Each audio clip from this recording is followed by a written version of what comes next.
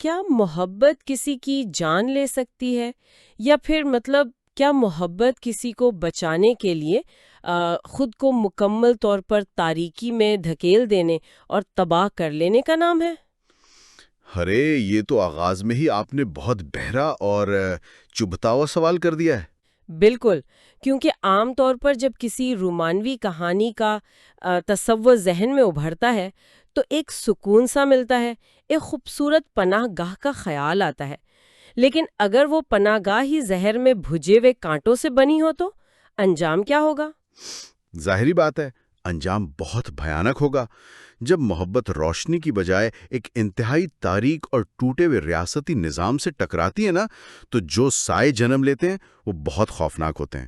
Exactly اور آج ہم اسی تاریکی اور روشنی کی کشمکش کی تہیں کھولیں گے۔ میں اور میرے ساتھی میزبان آپ سب کو the podcast of book reviews کے پلیٹ فارم پر خوش آمدید کہتے ہیں۔ جیسا کہ سننے والے جانتے ہیں، اس شاندار پلیٹ فارم کی سرپرستی محمد منتظر مہدی کر رہے ہیں۔ جی ہاں، بالکل۔ اور آج ہم اپنے اس تفصیلی جائزے میں اردو ادب کے ایک ایسے شاہکار پر بات کر رہے ہیں جس نے لاکھوں دلوں کو توڑا اور پھر ایک عجیب سے درد کے ساتھ جوڑ دیا۔ ہم بات کر رہے ہیں عمیر احمد کے مشہور زمانہ ناول امر بیل کی۔ امر بیل، ارے واہ، کیا کلاسک انتخاب ہے!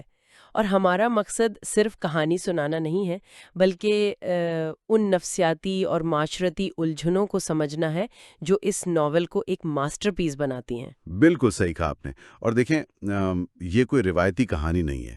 اگر ہم مصنفہ کے پس منظر پر تھوڑی سی نظر ڈالیں تو مری کالج سیالکوٹ سے انگلش لٹریچر میں ماسٹرز کرنے والی عمیرہ احمد نے جب 1998 میں لکھنا شروع کیا تو ان کی عمر بہت کم تھی۔ ہاں، مطلب وہ غالباً 21 سال کی ہوں گی اس وقت۔ ایگزیکٹلی، محض 21 سال کی عمر، اور اس عمر میں انہوں نے ایسی کہانیاں لکھنی شروع کر دی تھیں جو انسانی نفسیات کی اتھاہ گہرائیوں کو چھوتی تھی۔ یہ واقعی حیران کن ہے۔ اور امر بیل کا جو اشاعتی سفر تھا وہ بھی کافی طویل تھا نا؟ جی، یہ مارچ 2000 میں شعاع ڈائجسٹ میں قسطوار آنا شروع ہوا اور مسلسل 3 سال تک چلتا رہا، مطلب مارچ 2003 تک۔ او مائی گاڈ، 3 سال! مطلب قاری 3 سال تک ایک شدید سسپینس اور جذباتی اذیت کا شکار رہا ہوگا کہ اگلی قسط میں کیا ہونے والا ہے۔ بالکل، یہی تو مزہ تھا اس دور کے ڈائجسٹ کلچر کا۔ اور پھر 2009 میں یہ ایک ضخیم کتابی شکل میں سامنے آیا جو تقریباً 600 سے زائد صفحات پر مشتمل ہے۔ 600 صفحات! اور اس کی سب سے خاص بات یہ ہے کہ اسے ہم کسی ایک صنف میں، مطلب کسی ایک جانرا میں قید نہیں کر سکتے۔ یہ بے وقت رومانس بھی ہے، سماجی حقیقت نگاری بھی ہے، اور ایک بہت بڑا المیہ یعنی ٹریجڈی بھی ہے۔ ہاں، یہ تو ہے۔ ویسے امر بیل کا نام آتا ہے تو اکثر پڑھنے والوں کے ذہن میں بانو قدسیہ کے لکھے ہوئے ناول امر بیل کا خیال بھی آتا ہے۔ ہاں ہاں بالکل، وہ بھی تو ایک بہت کلاسک ناول ہے اردو ادب کا۔ جی ہاں، بانو آپا کا ناول تصوف اور فلسفے پر ہے، لیکن عمیرہ احمد کا یہ ناول بالکل مختلف زمین پر کھڑا ہے۔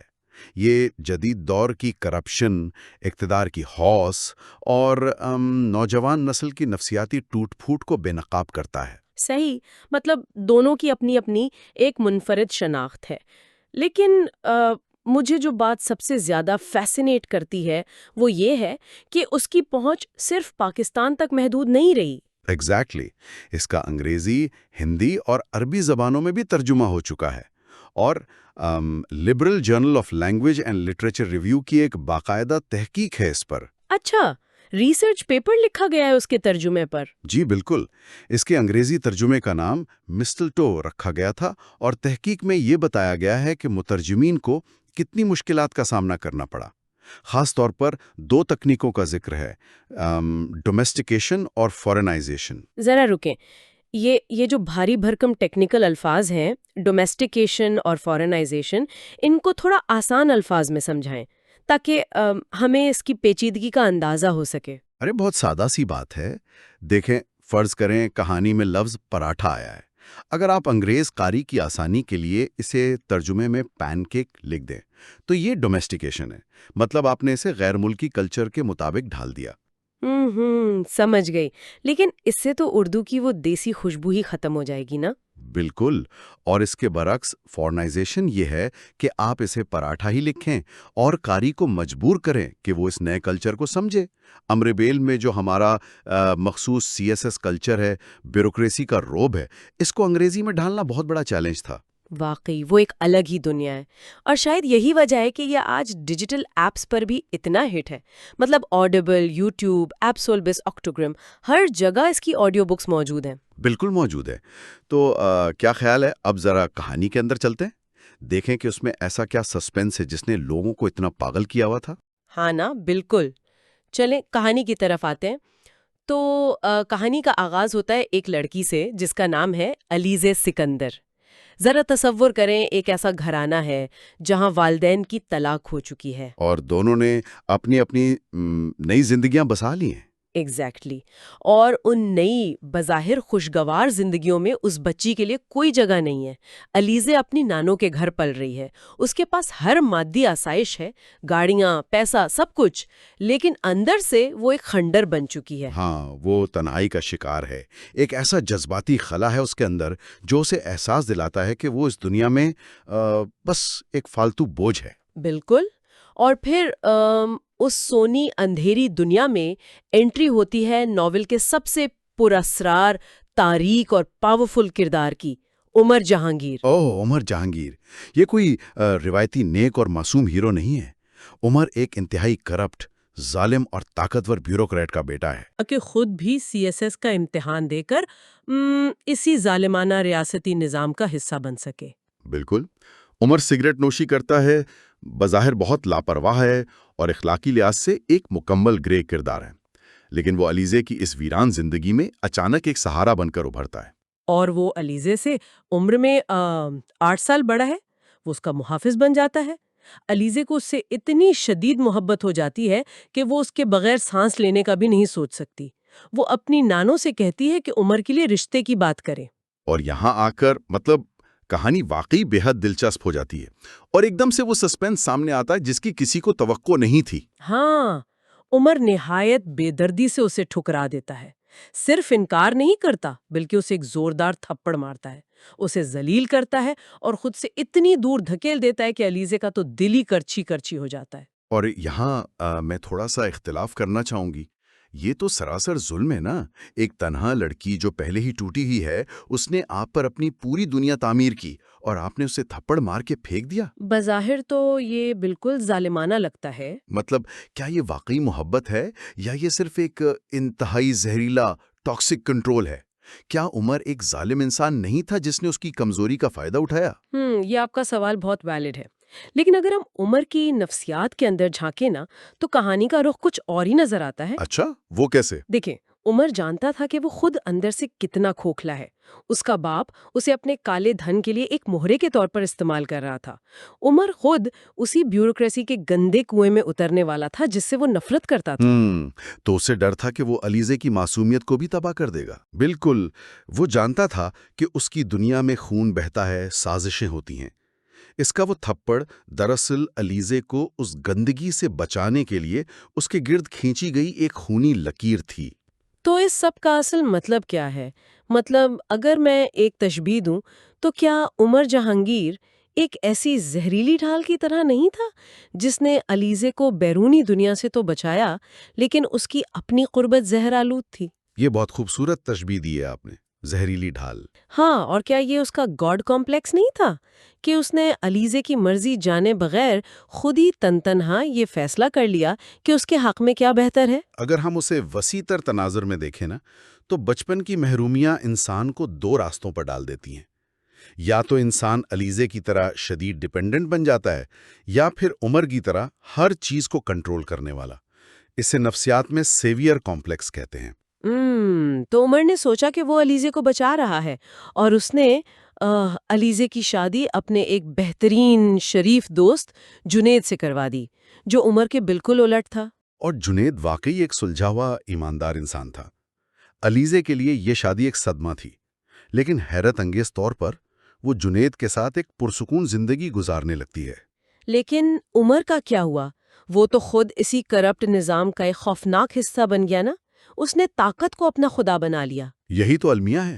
عمر دراصل وہ درندہ بن گیا تھا جس سے اسے بچپن میں خوف آتا تھا۔ اس نے بیوروکریسی اور پولیس کے نظام کو ایک ہتھیار کے طور پر استعمال کیا، بلیک میلنگ کی، رشوت دی، اور یہ سب صرف اس لیے کیا تاکہ علیزے اور جنید پر کوئی آنچ نہ آئے۔ اور پھر آتا ہے وہ دردناک رلا دینے والا انجام جس نے سسپنس کی تمام حدیں توڑ دیں۔ کلائمیکس میں عمر کو بے دردی سے قتل کر دیا جاتا ہے، ایک پولیٹیکل اسیسینیشن۔ جی، اسے ٹارگٹ کلنگ میں مار دیا جاتا ہے، اور اس کی موت کے بعد جنید کے ذریعے اور پرانے خطوط سے وہ ہولناک سچ سامنے آتا ہے جو قاری کے پیروں تلے سے زمین نکال دیتا ہے۔ کہ عمر علیزے سے بے پناہ دیوانوں کی طرح محبت کرتا تھا۔ اس نے خود کو اس لیے دور کیا تاکہ علیزے ایک محفوظ زندگی گزار سکے۔ بالکل، اور یہیں پر اس ناول کا عنوان امر بیل اپنی پوری شدت کے ساتھ سامنے آتا ہے۔ آپ کو پتہ ہے نا امر بیل کیا ہوتی ہے؟ ہاں، وہ ایک طفیلی بیل ہوتی ہے، پیراسائٹک وائن۔ جی، جس کی اپنی کوئی جڑ نہیں ہوتی، وہ جس سبز درخت پر گرتی ہے اس کا سارا رس چوس لیتی ہے اور اسے مار دیتی ہے۔ بظاہر لگتا تھا کہ علیزے امر بیل ہے جو عمر پر انحصار کر رہی ہے، لیکن عمیرہ احمد نے اس استعارے کو کیا خوبصورتی سے پلٹا ہے۔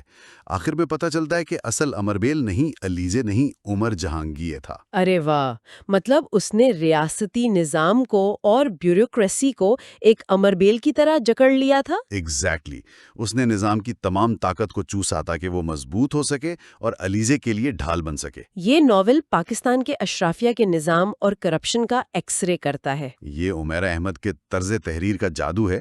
انہوں نے روایتی ہیرو کا تصور توڑ دیا۔ ہیرو قاتل ہے، ظالم ہے، لیکن جب وہ مرتا ہے تو پڑھنے والا دھاڑے مار مار کر روتا ہے۔ اور اسی کو کہتے ہیں ماسٹر پیس ہونا۔ اس کا نفسیاتی اثر اتنا شدید تھا کہ ریڈٹ اور گڈ ریڈز پر لوگ پاگل ہو گئے تھے۔ انٹرنیٹ پر باقاعدہ عمر فیور شروع ہو گیا تھا۔ ہاں، میں نے پڑھا ہے اس بارے میں۔ لوگ ایک قسم کی ٹراما بانڈنگ کا شکار ہو گئے تھے۔ وہ کئی دن تک نارمل زندگی کی طرف نہیں لوٹ سکے۔ اور تو اور لوگوں نے واٹ پیڈ پر جا کر اس کی فین فکشن لکھنا شروع کر دی تھی، کیونکہ وہ عمر کی موت کو قبول ہی نہیں کر پا رہے تھے۔ انہوں نے خود سے ہیپی اینڈنگز لکھ ڈالی۔ یہ تو مداحوں کی دیوانگی کی انتہا ہے۔ اور مزے کی بات یہ ہے کہ قارئین اس بات پر متفق ہیں کہ اس پر کوئی ٹی وی ڈرامہ نہیں بننا چاہیے۔ بالکل نہیں بننا چاہیے۔ کوئی کیمرہ اس نفسیاتی گہرائی اور اس اذیت کو اسکرین پر نہیں دکھا سکتا جو ان 600 صفحات میں قید ہے۔ اسے کتاب تک ہی محدود رہنا چاہیے۔ میں بالکل ایگری کرتی ہوں۔ تو اگر ہم حتمی جائزہ لیں تو یہ واقعی ٹوٹے ہوئے انسانوں کی ایک شاندار اور تکلیف دہ پہیلی ہے جو انسان کو اندر سے خالی بھی کرتی ہے اور تلخ حقیقتوں سے روشناس بھی کرواتی ہے۔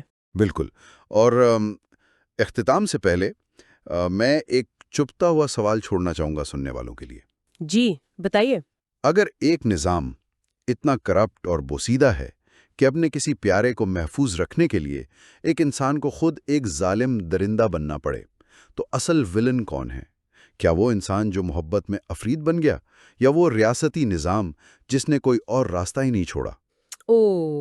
یہ تو واقعی رونگٹے کھڑے کر دینے والا سوال ہے۔ کیا عمر جہانگیر ایک مجرم تھا یا ایک ظالم معاشرے کی پیداوار جس نے اپنے حصے کی سزا خود چن لی؟ یہ وہ سوال ہے جو کتاب بند ہونے کے بعد بھی مدتوں ذہن میں گونجتا رہتا ہے، اور یہی اس ناول کی سب سے بڑی کامیابی ہے۔ بالکل صحیح کہا آپ نے۔ تو جو لوگ اس شاندار شاہکار کو اپنے کتب خانے کا حصہ بنانا چاہتے ہیں وہ کتاب خریدنے کے لیے 034922666647 پر رابطہ کر سکتے ہیں۔ جی، اور اس کے علاوہ کتاب اور اس سے متعلقہ مواد آپ knowledgewithmmm.blogspot.com سے بھی ڈاؤن لوڈ کر سکتے ہیں۔ زبردست۔ تو اب چلتے ہیں ہمارے حتمی کریڈٹ کی طرف۔ یہ خلاصہ اور جائزہ Muhammad Muntazir Mehdi, founder of the podcast of book reviews کی تحقیق اور پیشکش ہے، جو سوشل میڈیا پلیٹ فارمز خصوصاً یوٹیوب پر درجنوں کتابوں کے دلچسپ، معلوماتی اور علمی مواد شیئر کرتے ہیں، جبکہ واٹس ایپ اور فیس بک پر نالج ود MMM کے نام سے گروپ سیریز چلا رہے ہیں۔ Knowledge with MMM star curated by Muhammad Muntazir Mehdi, MMM. This space is dedicated to enriching your mind with a vast collection of information. From general knowledge to science, literature, history, and tech insights, we cover a wide array of topics designed to expand your understanding. Book sites. Dive deep into this platform and let MMM's passion for learning guide you on your journey towards greater knowledge. Whether you're passionate about learning or seeking answers, here you'll find something to spark your curiosity and broaden your horizons. مزید معلومات کے لیے knowledge with MMM کا link description میں موجود ہے.